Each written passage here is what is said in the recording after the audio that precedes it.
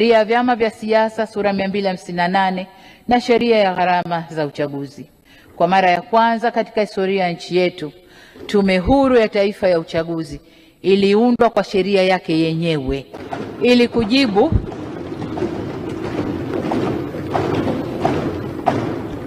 Tulifanya hivyo ili kujibu rai ya muda mrefu ya wadau wa kisiasa nchini.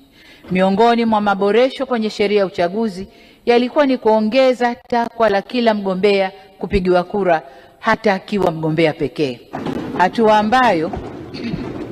Hatua ambayo inafuta kilichojulikana kama mgombea kupita bila kupingwa. Vile vile, utungaji wa kanuni za uendeshaji wa uchaguzi ulifanyika na serikali imeendelea kuimarisha uendeshaji wa shughuli za vyama vya siasa nchini, ambao hadi Juni 2025 serikali imetoa ruzuku shilingi bilioni 87